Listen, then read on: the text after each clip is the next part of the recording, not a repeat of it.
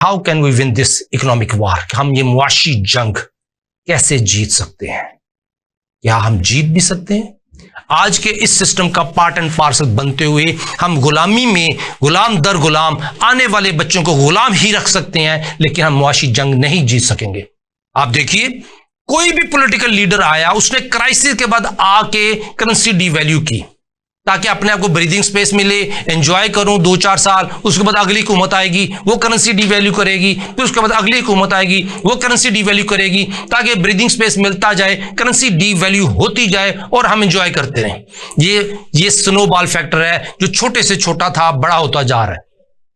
अब पिछले 70 सालों में देख लें कि मेरे वालिदैन भी ये बुजुर्ग भी ये कहते हैं कि क्राइसिस आता है, मुश्किल होती है, लोग बिजनेस करना भी चाहते हैं लेकिन वेल्थ सर्कुलेशन नहीं है, पॉलिसी की वजह से सैलरी देने के लिए पैसे नहीं है, लेकिन जो कंज्यूमर है उसके पास पैसे नहीं होते कि मैं किसी तरीके से वो लिक्विड जो शॉर्ट हुआ है उसको कंट्रोल करते हुए अपनी फैक्ट्री बराबर रन कर लूं, एसएमईज को रन किया जाए। लेकिन नहीं, सिर्फ सेठ है जो उसके पास पैसा है, सेठ अपनी इंडस्ट्री लगा सकता है, किसी पॉलिसी के तहत वो काम कर सकता है, वो कामयाब हो सकता है। लेकिन 90% अवाम जो गरीब है या मिडिल क्लास है या लोअर मिडिल क्लास है, तो उनके लिए एसएमईज, दुकानदारी, छोटे छोटे बिजनेस वो मुश्किल से मुश्किल होता जाता है।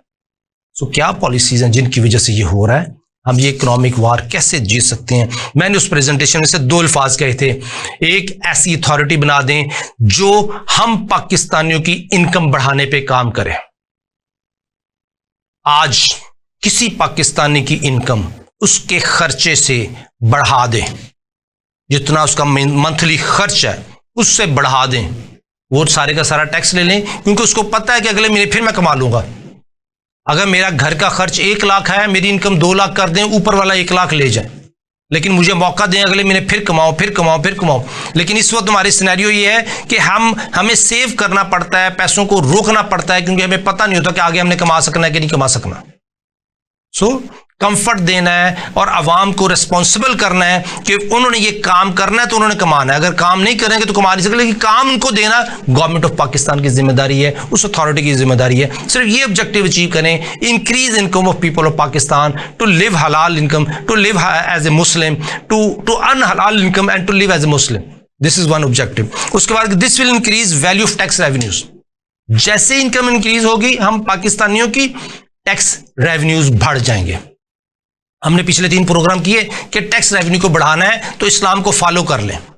वो कवानीन जो इस्लाम के खिलाफ हैं, वो कवानीन जो अल्लाह और उसके रसूल सल्लल्लाहु अलैहि वसल्लम के अहकामात के मुनाफी हैं, खिलाफ हैं, इख्तलाफ रखते हैं, उन कवानीन को वापस निकाल दें, खारिज कर दें, डिलीट कर दें।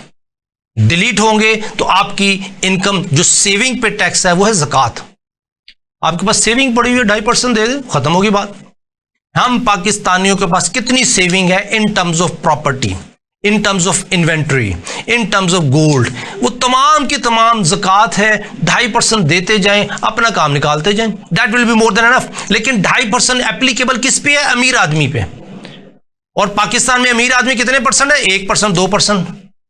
हम इस वक्त जो टैक्स सिस्टम है, वो जो भीख मांगने वाला भिखारी है, वो जाके अगर कोई चाय की पत्ती भी खरीदता है उसके ऊपर वो टैक्स पे करता है। एक भिखारी के ऊपर टैक्स है, लेकिन एक अमीर आदमी के ऊपर टैक्स नहीं है। ये सिस्टम नहीं चल सकता।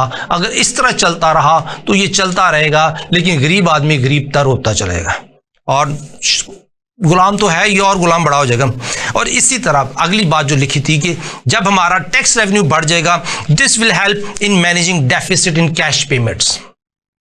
पाकिस्तानियों के जो बजट बनते हैं वो बजट तो बड़े ग्लॉसरी बनते हैं, लेकिन अगर डिमांड ऑफ ग्रांट्स की तरफ चले जाएं तो वो ग्लॉसरी बजट नहीं है।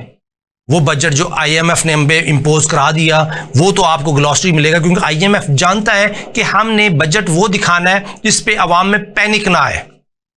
मिनिस्ट्री ऑफ फाइनेंस देखना चाहती है कि हम वो चीज दिखाएं, प्रेजेंट करें, परसेप्शन में हम उनको बताएं, ख्यालात में बताएं, ख्वाबों में दिखाएं कि वो जो आने वाला वक्त है वो बेहतर हो रहा है। हमने अशारिये ठीक कर दिए।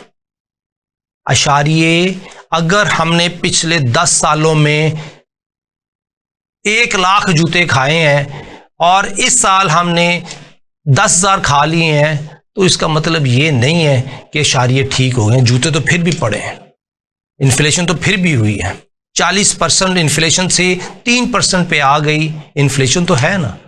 इन्फ्लेशन ट्रेंड पिछले साल से कंपेयर करें तो बिल्कुल 3%, लेकिन इन्फ्लेशनरी ट्रेंड को पिछले 5 साल पुराने बेस ईयर से करें तो फिर देखें क्या है, तो आपको रिजल्ट समझ आ जाएगा कि हमने अगर इशारे पॉजिटिव दिखाने हैं, मुस्बत दिखाने हैं, तो उसमें भी हमें हीलाबाजियां करनी पड़ती हैं।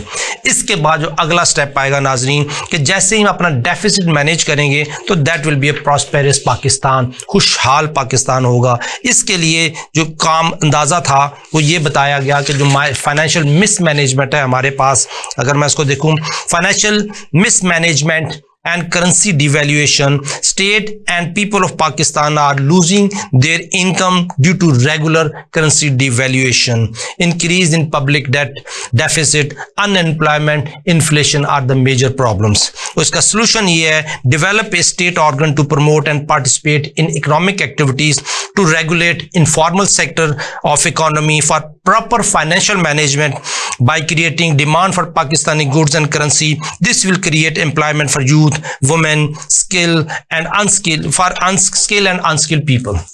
So way forward we need to get this done.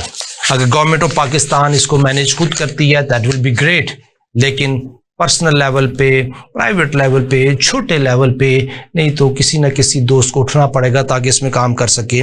इस वक्त जो current economic system of Pakistan जो पिछले 5-7 सालों में उन्होंने एवरेज रही है, अभी जो मुस्बत इशारे प्राइम मिनिस्टर साहब ने और फाइनेंस मिनिस्टर साहब ने शो किए हैं, नो डाउट वो शुक्र है अल्लाह का, को उतनी स्पीड से इन्फ्लेशन थी वो कम होगी, ये अल्लाह की रहमत है, अल्लाह का फजल है। इसमें IMF का रोल इस तरीके से कि उसने हमें डिले कर दिया, हमारी पेमेंट्स को रिस्केड्यूल कर दिया। वो जो हमने $75 बिलियन ड्यू था आने वाले 3 सालों में, 2 सालों में, पिछले कुछ साल डाल के, उसकी हमें चूंकि रिस्केड्यूलिंग हो गई तो प्रेशर रुपी पे कम हो गया, प्रेशर मिनिस्ट्री ऑफ फाइनेंस पे कम हो गया, pressure state bank of Pakistan पे कम हो गया, उन्होंने इंपोर्ट पे थोड़ी हर्डल क्रिएट कर दी, डेफिसिट हमारा बेहतर हो गया। ये शॉर्ट टर्म सारी हैं, लेकिन अगर हम इसको देखें कि इस वक्त ओवरऑल बेसिस पे पिछले 5-7 सालों में, और अगर हम इसको पिछले 5-7 सालों में इन पर्टिकुलर, लेकिन अमूमी तौर पर पिछले 70 सालों में देखें, adverse performances of state organ बहुत ज़्यादा रही हैं।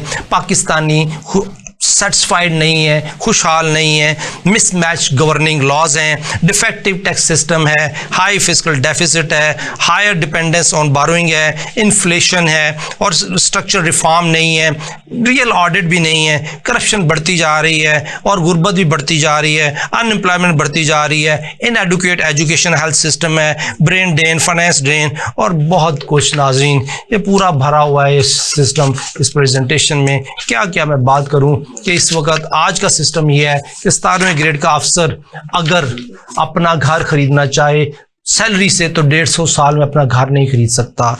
आज के दिन में आम पाकिस्तानी अगर उसकी इनकम 50,000 है, 1 लाख है, वो 200, 300, 500 साल कमाता रहे, अपना घर नहीं खरीद सकता। तो इसका मतलब है कुछ तो गलत है, कुछ तो गलत है। हमारी वैल्यू ऑफ इनकम श्रिंक कर रही है, कॉस्ट ऑफ लिविंग बढ़ रही है, कुछ तो गलत है।